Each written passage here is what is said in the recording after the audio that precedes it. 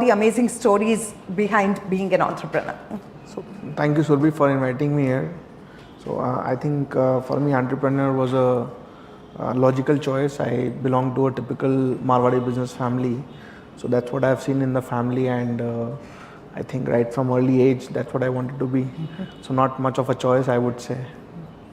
Okay, so what clicked? Where was the light bulb moment when you decided to, take things by yourself? So I don't know exactly when, but yes, my family belonged to a very humble background. My typical Marwadi family. My grandfather came from Rajasthan and started odd jobs in Calcutta. My father also started with a job and then gradually moved from a job to starting on his own. But I think what clicked me was I call myself a Dhirubhai Ambani generation. Right, when I was growing up, we were all inspired by Dhirubhai Ambani. He was the first real entrepreneur to be born in our times, and he for the first time showed how glamorous building a business is, and how big you can make it. You can make a lot of money. So I think somewhere around my mid school, of course I've seen my family also. Once my father started on his own, we started, I would not say very rich, but yeah, it was much better off. Right, we used to have a car in which in 1980s was a good thing, right? And then Dhirubhai Ambani, I think, that set the course for me, and I thought I want to be like him, like many other millions of my era. But you are like him, right? I mean, Getting it would there. be foolish of me to compare, but yes, I can proudly say that we are both entrepreneurs. Yes. So let me tell you all that, today Mr. Rahul Agarwal is sitting with us because he's not just an entrepreneur, but he's also an author. So let's talk about your recently published book, The Ideal Entrepreneur. But what I really want to know and understand is your tagline for the book. Why are you calling yourself the I word? Okay, the idiot word you mean, right? So there's quite a funny story behind it. So actually, when I did my MBA, I did my MBA from SP Jain, and after doing my MBA, I didn't take up a job. In fact, I'll just go a little more behind. So just before my MBA, my father had gone bankrupt during one of the share market scams, and I was studying that time, and then I went for my MBA. So of course, after my MBA, he didn't want me to get into business. For him also, it was a struggle period, and I could have easily got a job of 17-18 lakhs in 2005, which was a very good sum of money, and that's what my father wanted me to do.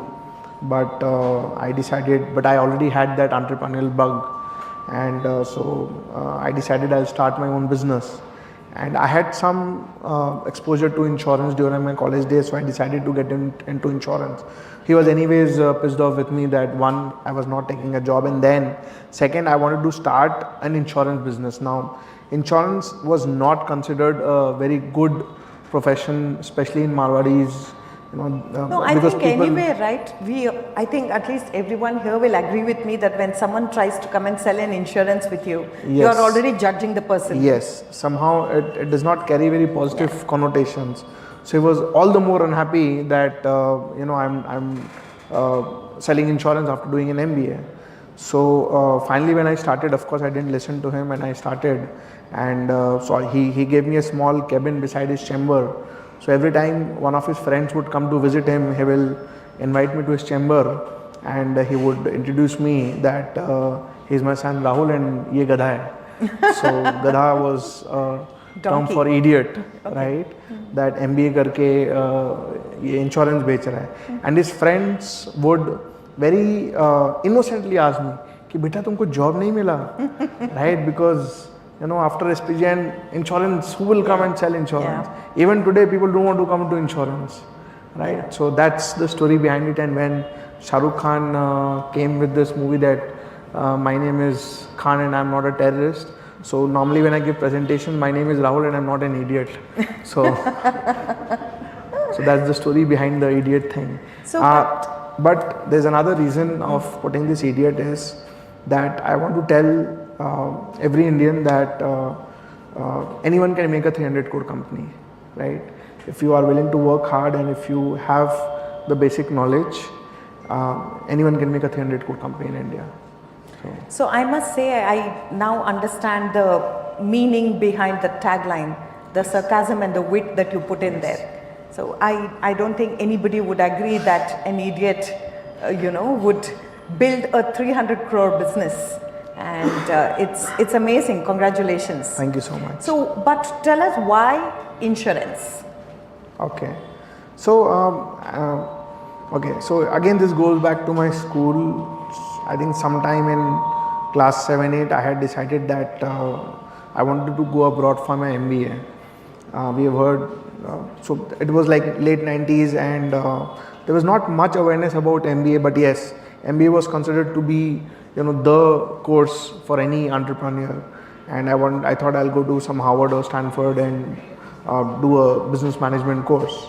In fact, to the tune that I stopped reading Indian newspaper, I have to go to US only. So then when I got into college, I was a good student. I was in Xavier's, and in the third year of college, I realized that why not I take up a job, because this US universities, they prefer people with work experience.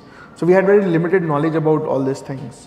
And coincidentally that year, it is 2001, the insurance industry got privatized in India and a lot of foreign insurers came to India, and one of them was Max New York Life, which is an American company. I thought me and one of my friends, we thought let us just go and try and get a job there. It's an American company, it will help my CV. So we went there and they of course didn't give us a job because we were still studying in college, but they were ready to make us an insurance agent. And the deal was that we had to undergo a 15-day sales training and they would pay us 8,000 rupees after the training, no question asked. We thought it's a great, great bargain. 15-day training from an American company and 8,000 rupees was a princely sum of money that point of time. So it was like a crash course. So we thought it was a no-brainer, and I did the training, I became an agent, and I did amazingly well. Okay, I became something called a MDRT, $1 Million Round Table. You have to achieve a certain target in a year, which I did in 3 months. And now the funny thing, as luck would have it, I became one of the top agents for the company and the youngest MDRT at age 20. And since it was the first year, they sent me to America to represent Max New York Life. They sent me to America in New York Life's annual program. Okay. There I actually understood and realized how big the insurance industry is. Right? My eyes really got opened to the and why it's potential. Important. So I really got understood the potential of insurance which could be there in India, but now unfortunately going to US, I didn't like the country that time. It was not very India friendly. I felt homesick. After staying 15 days, I decided I'll not go to US for my further studies. I came back, I gave my CAT, I got through SPGen, and after completing my MBA from SPGen, I wanted to start something on my own, and I thought insurance was a good business. It is just privatized. I did some homework, I realized it has a great potential, and my limited stint in Max New York Life, I enjoyed selling insurance, so that was how I started Ideal Insurance. That's quite an inspiring history to what you're doing right now, Rahul. Is that why it led you to writing a book? Do you think your book talks about all of this and will help your readers in any way? So my book, there's an entirely different reason why I wrote this book. So when I started my business, when I started Ideal, it was very slow initially because I had no money, I had no knowledge, no team member, nothing. I probably did every possible mistake that an entrepreneur can do. My learning curve was very, very long. It was only after a lot of years, I was always a hustler, so finally started growing, got some mentors who guided me, helped me. Now, when I look back today, right now I invest in a lot of startups, I am in touch with a lot of small businesses, I'm part of various networks, and I see the same problem, right? Youngsters or small business owners unable to scale up, facing the same challenges which were there 15-20 years back in India. So I wrote this book to kind of give back to the society the way I have learned and grew my business. I thought if I could share my learnings and mistakes, it can help people reduce their learning curve. Everyone does not need to spend so much of time in learning things which they can learn much faster. For example, let's say after 8 or 9 years of business, I learned the full form of SOP. I didn't even know what is SOP, right? For the viewers, standard operating procedure, which is a very basic building block of a business. Now anyone should make the SOPs the first day of their business, right? Which we did like 10 years later. Or how to do PR or networking. It is not even taught relationship management, PR, networking, personal branding. They don't teach you even in the best of MBA colleges, right? The real skills which an entrepreneur needs, right, are not taught in schools and colleges. So a lot of such things which people don't know, and they only learn it through their experience. I wanted to tell a lot of things, right? Teach people with my journey. So that was the motivation behind the book. There was one more reason that when I look for motivation or inspiration, I didn't find too many books in India. Right? Most of the business books, they talk about Amazon and Tesla and all these huge global companies. Now you may be inspired reading about these companies, but you don't learn anything, right? So my idea was to give a story which is more Indian, which is more relatable, and which people can read and say that I can do it too. Now, how many people think of creating another Google or Tesla, but people are happy creating a 100 crore company or a 500 crore company. So my idea was to give them a story, and from which people can learn and execute. Absolutely, Rahul. I think that's very noble of you. Talking about learnings, it is discussed and it is said that every entrepreneur should have a certain mindset. And you have spoken about this mindset in your book also. Yes. Can you talk about a little bit about that entrepreneurial mindset that everyone should have? Okay. So first, entrepreneurial mindset. First, I would like to emphasize that entrepreneurial mindset can be created, can be made. I don't believe that anyone is a born entrepreneur. Yes. Now, what happens logically? A doctor's son, a kid becomes a doctor, and a lawyer's kid becomes a doctor. A businessman's kids become business owners. It's not about the genes. It's about they keep on seeing the same thing since childhood, and it gets ingrained in them, right? Not everyone have the same fortune, right? So it is more likely that the business owners' kids will become business owner. But if you are truly serious about being an entrepreneur, you can learn the traits of an entrepreneur, right? For example, few things. One is, of course, you need to be passionate about what you're doing. Just for the sake of that I want to be called an entrepreneur, it doesn't work like that, right? You should have that passion of creating an organization, right? A passion of building something, passion of earning more, of course, because the kind of money you can earn being a business owner, you cannot, on an average, earn in that, right? You should be able to take risk, okay? So these are some of the things which I need, and of course, entrepreneur is a very lonely journey, right? You should be able to invest those many years in building, right? It's a very long-term thing, right? Unlike in a job where you get your salary at the end of the month. I'm not saying that's wrong, but I'm saying it's a different mindset. Yes. Okay. So yeah, anyone can have that entrepreneurial mindset. You're delving a little bit deeper into this topic, right? What do you think are the key characteristics that an entrepreneur should possess to see success? Okay. I think first and foremost, an entrepreneur has to think long-term. Okay. They should not look at taking shortcuts, which is a very big problem today, because I invest in startups and I see a lot now everybody wants to create a unicorn in 1 year. Okay. So you cannot do that. Let's be practical. I mean, unless and until you have some magical product you have created, otherwise, so you should look at long term, right? Look at building a company, look at building a profitable business, right? Without applying any shortcuts. You should look at building a team, right? No entrepreneur in the world can do anything alone, right? So in fact, in my book also I've shared the importance of having good co-founders, right? Because one cannot have all the characteristics which are needed in an entrepreneur. For example, when you start a business, you need to have marketing capabilities, operational capabilities, so different tech capabilities. So one person cannot have everything. So you need to have people who have complementary skills. Then I've also mentioned about it is always good to work a few years in an organization before starting on your own, right? Especially, let's say if you want to be in a specific industry. Let's say I was in the insurance industry. I never worked before jumping in, but I think I should have worked in a insurance company or a broking company, learned the tricks of the trade. My learning curve would have been shorter. Okay. So, I mean, I can go on, but yeah, these are some of the very basic things which an entrepreneur should take care before they jump into it. Rahul, you also talk about navigating challenges in your book. Yeah. So, if you're okay with it, please share with us some of the challenges that you have faced yourself and how you came out of them. Okay. So not all is rosy in a business. No, it is never rosy. Okay, you'll face every kind of challenge, and especially India is a very difficult country to do business. Okay, now I can share my challenges. So the first and foremost challenge was of course what to do.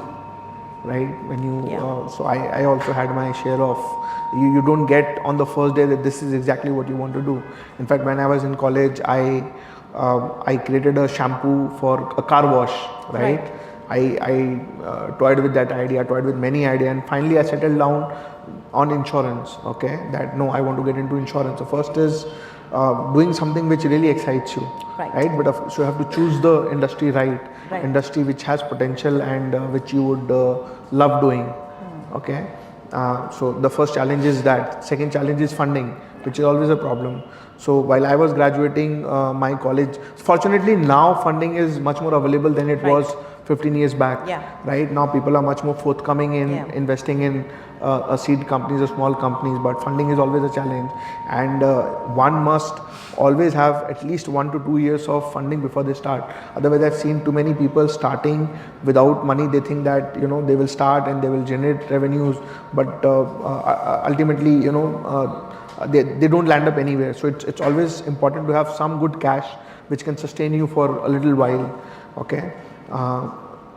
Then I had a problem of getting a license, which again in India is a pretty big challenge, because when I started insurance, you need to have an insurance broking license, which can take quite a lot. In fact, I ran into some problem with RBI, and there was a point of time where I actually sat like a dharna outside RBI office for 3 days when finally they solved my matter. Okay, so you'll face all kind of challenges. Then now you have started the company, now comes the challenge of team, which is the biggest challenge of building a team. Now when you start bootstrap companies like us, most companies are still bootstrapped. You don't have a lot of money to pay for good people. So everything you have to do on your own, and it's only after a time when you're able to afford good people, then you get good people, right? Even then, why would somebody join you, right? So I started giving ESOPs to get some good people on board. Okay, but human resources is always a challenge. Correct. Right. So yeah, these are some of the challenges and many more. Okay. Continuing with the challenges, every entrepreneur faces setbacks and obstacles. So what do you recommend? How do they handle this? Okay. So one thing you can be 100% rest assured that you will face, anyone who starts a business will face multiple setbacks. So it is all about your mindset. You have to be prepared that it is not going to be a smooth ride. Setbacks will come, right? There's no shortcut to it. You have to be patient. You have to fight every setback as they come. Okay, and because setbacks can come from anywhere, right? I told you about my license problem. Then I had 3 or 4 frauds which happened with me early in my company, but every time a fraud happened with me, I came out stronger. I learned from that, right? So setbacks will come. What is important is that you are able to learn from that setback and ensure that it does not get repeated, right? And you build up on that. Okay, but it's all about how mentally strong you are to handle that problem and move ahead. Just keep in mind that every other entrepreneur has gone through the same challenges and setbacks. You are no different, right? But yes, as they say, there's light at the end of the tunnel. So, Rahul, is there any time period for this? Will the challenges ever reduce or will they ever go up? Is it environmental? What are the kind of factors that we are looking at? How do we anticipate as an entrepreneur? How do we anticipate where is your trouble coming from? Okay, so there's no time period, but yeah, as you move ahead, as your company becomes larger, as you become more experienced and smarter, you will be able to anticipate challenges and you will be better prepared. Okay, so this thing happens with time. Okay.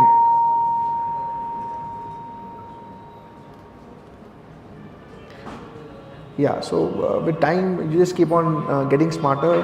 What you can also do is so I read a lot, right, about other businesses.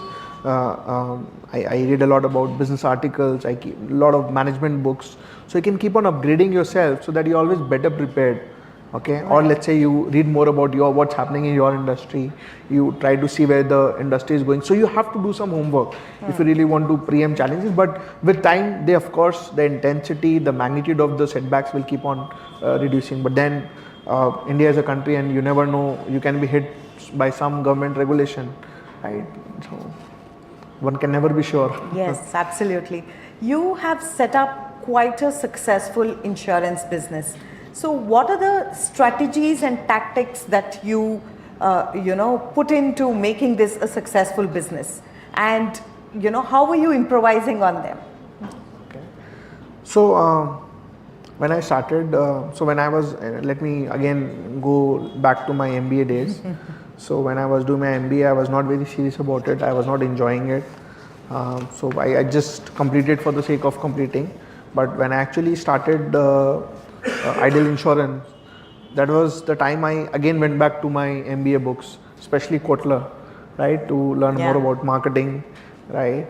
So I feel knowledge is very important. Okay, whatever is taught in so I'm a very strong propagator of doing an MBA before starting a business, because they teach you a lot of basic things about how to set up a business, organizational behavior, managing the team, marketing ideas, right. So I used to implement whatever I learned, right. But of course, initially when you're growing, things happen more randomly, right. It was only after quite a few years that we started forming our strategies. Okay, once we initially the focus is more on earning revenues wherever they come. You don't bother, right, because you have to sustain. Okay, and I was anyways a bootstrap company, so one thing at a time, grew randomly, right. But with time we realized, we monitored the industry, we realized that no, we need to have a clear strategy if you want to scale up faster. So then we started looking at areas where we can create our specialization, areas where we can focus and become the largest player. So then we created a strategy, we did a lot of homework, and now we are working on a very sound strategy, right. But so these things again, which I have shared in my book, that when you start, your strategy should be clear, that which is the area that you need to focus and become a strong player, rather than trying to do everything. Have a very strong focus, right. In India we have a tendency of trying to do everything, right, from wherever you get revenue. In fact, people also tend to get into multiple businesses, right, so wherever they get get to lay their hand on. But I strongly feel that your focus is very important, okay. Right. And one more thing which I have shared in the book, Learning Now, to make a business successful, okay, a basic strategy, you need to have two things in place. One, you need to have a good product, and people need to know that you have a good product. Now you have created an amazing product, but if you're not able to market it well, nobody would come to know. Correct. And it will fall flat. Or if your product is very bad but you do great marketing, people may buy it once but you'll not have repeat buyers. So for a successful strategy, your product or service has to be good, and you should be able to communicate to people that you have a good product and service. Right. So you have spoken about the next topic that I'm touching in your book, and you have also mentioned it like 5 minutes ago. So I want to talk about that because it's very, very important for the growth or success of any business, the team. It's about building the team. So what do you have to say to all the entrepreneurs who are trying to build an organization with people, and what do you think they should have in them to nurture the kind of talent that the business needs? Okay. So first is I love to share about building the team. Okay, something which I think I did pretty well, and a lot of people come to me and how you did it. Now we have been able to create a stellar team, right? So one good thing about me is that, one good or bad I don't know, but yeah, when I find someone who I think will be a good fit, I practically stalk that person. Okay, till the time that person decides to join me, and I have stalked so many of them, right? And I chase them for months and years. Okay, and a lot of my people, in fact, I've again shared in the book, a lot of my current team members, even my co-founder, right, were people whom I chased, and they finally. But see, they need to they need to believe in your dream, right? I mean, you cannot make fake promises, or just to make them join, right? You need to have some substance when you're going after people. So one is getting people on board, and second, you need to give them growth, right? Even if you've got the best of people, but if they don't grow with you, they will not stay with you for long, right? So these two basic things, getting the right people, and getting the right people for me is half the job done. Right. Okay, because if you have the right set of people, you really don't have to get after them to get work done. Correct. Okay, so yes, absolutely. It is, we all I'm speaking for the business owners and entrepreneurs now. Now we all know there's a fair share of risk that comes with every business, right? So we all also have to be conscious about the calculated risk that we take, and there are also some unnecessary ones. So how do they differentiate between them? I don't think anyone can teach you that. Okay, now if It's this can just be your taught, learning. then you can just learn and become an entrepreneur, right? And entrepreneurship is a lot about your gut feeling and individual risk-taking capacity. So every risk is uncalculated. Every risk, I mean, you have to take in its own merit. It also depends on your risk averseness, right? How much willing are you to take, right? So that's that. I don't think I can really answer on that. It'll be wrong on my part to try to give you an answer on that, right? That's something every entrepreneur has to figure out for themselves. So let's talk about the insurance business that you have. What are the kind of risks that you see? Okay, so I think one smart thing I did was, so which is again also a part of strategy, is when you're choosing where you are entering, okay, you have to enter into a business where there's a great potential. So I saw great potential because India was insurance was a very nascent stage when I started. So it was very obvious that insurance will grow. So I was smart in that. So fortunately for me, I'm in a very strong tailwind right now. Even if I don't do anything, I think my company will grow 15-20% year on year. Okay, so that basic strategy was in place. Okay. So sorry, I lost track of the question. No, I was asking you how, what are the kind of risks Challenges, that you risk, see for insurance business? So honestly, our business is not so much of a risky business right now, because another good thing about insurance is it's an annuity income, like unlike other businesses. So whatever business we have done, we keep on receiving annuity. The only possible challenge, real threat we see is government regulation, because government can come with any regulation any point of time. For example, in mutual fund industry, they decided to scrap commission. Okay, so fortunately that's quite unlikely, but then you never know what the government decides. Apart from that, I think the Indian market is it's wonderful for the next 20 years. Not risk, but yeah, we need to adapt, right? For example, right now we need to adapt technology in our business. Okay, otherwise we might lag behind. So that's not a risk, but that's something you need to do. Okay, that's a basic challenge which you need to adopt with the market. So Rahul, on behalf of business owners and entrepreneurs, again, I'm going to ask for some recommendations. You know, you must have also relied upon certain things to learn and to grow with, right? And to grow your business, be it books, be it, people, be it organizations, be it whatever that has helped you grow. So what are these recommendations that you think that every entrepreneur should go to? Great question, which I would like to share. So there are three things that I think I have done. One is, of course, I read a lot of management books, a lot of biographies of business owners. In fact, one of my most favorite book is Losing My Virginity. It's the autobiography of Richard Branson. Okay, I mean, again, crazy guy. And many books, because you learn from their experiences again. right? And the challenges they have, and also technical books, let's say articles on marketing or technology, or whichever is related to your business. So one is, of course, you need to do, any entrepreneur needs to do a lot of reading on a regular basis. Second is education. Okay, now self, right, you are done. For example, now AI has completely changed things, right? So if you don't know how to use AI in your business, you might again lag behind. So in fact, I think I am one of the rare people who have done MBA twice. I first did my MBA from SPJ, and then I did another family managed business program from ISB, and I've just completed a program MBA? from, not a MBA, but it was more of a strategy course from, it's called Stanford Seed Transformation, where they basically take growth stage companies and help them transform to the next level, right? So these are the three wonderful programs. Apart from that, I keep on doing a lot of crash courses, okay, to keep on upgrading myself. Last but most important is, you need to have mentors, right? Okay, which I got pretty late at my in my, had I got mentors earlier, it would have helped my journey. And so that was, again, as I said, I wanted to give back. Okay, so mentors really help you, right? And mentors are not some gods, right? Mentors are people who have learned and who have more experience, right? And anyone, I mean, after 20-25 years, maybe I can become a mentor for others, right? Not because I'm smarter than them, just that I have more experience than them. Correct. Right? They've already seen it all. They have known the challenges of businesses, of managing people, of managing money, right? So you can identify mentors, and you can have multiple mentors, right? It's not that you need to have one mentor, right? You can have a mentor for, let's say, marketing. You can have a mentor for finance. You can have a mentor for just basic coaching, how to manage people, and you can keep on changing your mentors also. But mentors are someone who can really add a lot of value to you and your business. Amazing.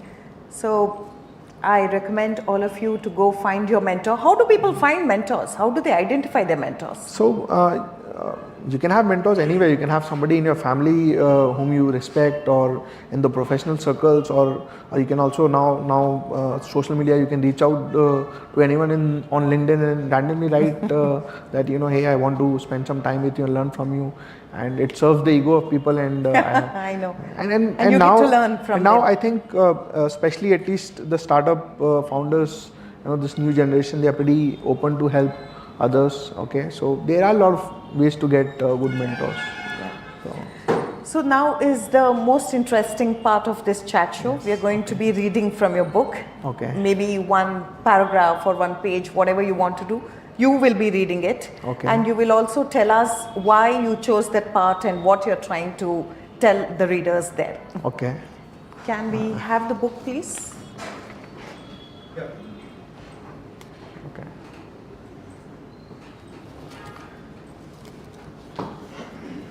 Thank you. Any specific? You choose. It's your book. Okay. Okay. Okay. Yeah. So I would love to read this part. So this was actually the time when I was completing my MBA, and I was in two minds. Okay, whether to start a business right now, or whether to work for a few years and then. So I'll just read this. So I've titled this Leap of Faith. So it was November 2004. My MBA classes had more or less ended. Final placements were about to start, but I was still confused. While the experience of interning at Wipro had left a bad taste, I couldn't ignore the importance of practical learnings in a reputable organization. Also, there were those weak moments when I felt if I was being too foolhardy. What if my business ambitions didn't work out? What if I wasted a lot of time and then realized I was not made for running a business? What if I was left behind in the corporate world? Then one fine morning, I got a text message from a friend which helped me make up my mind. And that message was, sometimes you have to jump from the cliff and grow wings while falling down. The message read, it acted like a validation of my thoughts. Not only did it give me the courage to do what I wanted, it was also the final push I needed. It encouraged me to take that leap of faith and start my own business. I opted out of placements, packed my bags and headed back to Calcutta on December 5. Now why this is significant is, while actually this message helped me decide that time that I will immediately start my business, but I think that was a blunder. Okay, right? I think everyone, as I already mentioned, should work somewhere, or even a family business or even another startup, right? Before actually starting. Okay, so I just started without any experience, which was not a great strategy, right? So my idea of telling is that don't do that, right? On that note, Rahul, what is your advice to all the budding entrepreneurs and startups that are watching you live today on Book Brahma and will be watching later also, and to everyone who's here? Okay, so I would just say one thing, that please, there are no shortcuts. Okay, and raising money is not the sole purpose of starting a startup today, because I think that's become very fancy. Just raising money has become the benchmark of success. Raising money is actually raising money for building the business, right? So look at building a business, look at building a team and a profitable business, right? Money will follow you, success will follow you, and no shortcuts. That would be No my shortcuts message. in caps, bold, underlined. Yes. He has repeatedly said that in the last 30 minutes. Yes. Okay, with that, we are now open for questions.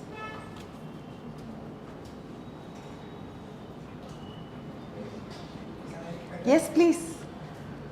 Rahul, I've read your book. It's interesting to read how you grow the business from X to 10x. Maybe I'm jumping the gun when you said that, okay, 1,000 crore will come in the next book. So what are the things top of your mind when you're moving from 10 to 100x?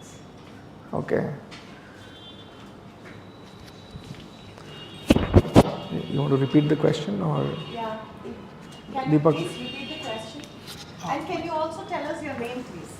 Sure. My name is Deepak, and my question is that you explained in detail that what's your journey from X to 10x. It's really interesting and heartening, and many of the stories I'm sure I can relate to, and many of the people in India and across the globe will relate to that story, especially in Indian context. Now, what would be the top of the line recall or message you want to give when you start your journey from 10x to 100x? Okay. So a great question, Deepak. Now I am that stage where now I am again struggling, right? We have come to a level, and I think I've reached my peak. Okay, peak in the sense that I'm not able to manage my business today, right? And now we have great ambitious plans for the next 3 years, for which I'm trying to train myself and prepare myself. So as an organization, now we have hired some consultants to help us. In fact, 5 months back, I learned something new again, which I think I should have known long time back. We are implementing something called a balance scorecard in our organization, okay, which is a very basic thing, but I never knew about balance scorecard, right? And now which has opened up a lot of possibilities. And so as I said again, that learning is very important, right? These are the things which we are not told, we are not taught, okay? So yeah. So we are upgrading our team also, because the team which was there when we started doing 50 crores of premium, now we are doing almost 400-500 crores of premium in the last 5 years. So they've grown 10x. Even the team is not able to manage now. So for example, a lot of our team members, we have sponsored them to go for higher education, right? I am also upgrading myself on a regular basis, right? And at the same time, we are implementing a lot of drastic changes in the organization. A lot of basic things we are defining. See, when you start, you are passionate, but with passion and with hard work, you can only take your company to a level. After that, you need system processes. You need a very sound strategy. You need a lot of funding. We are just in the process of raising a small fund right now. Right, so all those things are happening now, right? To take Idle from here to the next level. Thank you.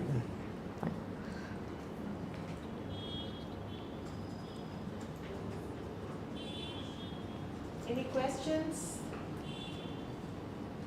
Anyone wants to become an entrepreneur?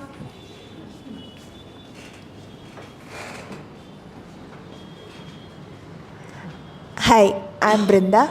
I just wanted to know the Ideal Entrepreneur book. Why now? Why it was not before 5 years, or why it is not after 5 years? Okay.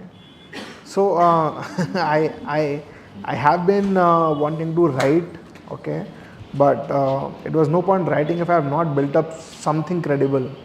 Okay, if I am trying to give back something, I need to have some. I mean, I would not I'd be foolish to say that we are a very big company, but I think I can safely say that we have been able to build a successful business. We have a very good brand today. So now, today if I go and say something, people will take it seriously. But if I have not built a business, if I have not proved myself, and then if you're trying to tell something, it's just ahead of your time, right? So yeah, I think, and plus, as I said,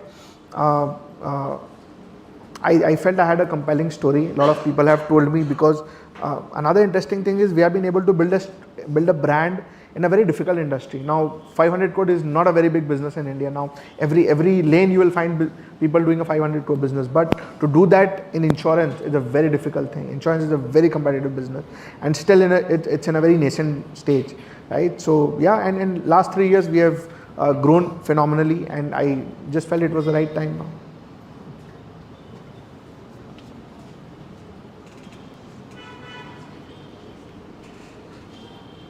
I think anyone else? Quite an inspirational and insightful session. This was Rahul. Thank you so much for. Strongly recommend, please go and pick up Rahul's book, The Ideal Entrepreneur, and to get all those insights and experiences and learnings in detail. I am Surabhi Shashtry, thanking Rahul on behalf of Book Brahma and Bengaluru City, the tech hub supposed to be. Thank you so much for coming and talking to us and sharing all those amazing stories and learnings. Good evening. Thank you, Surabhi. It was fun.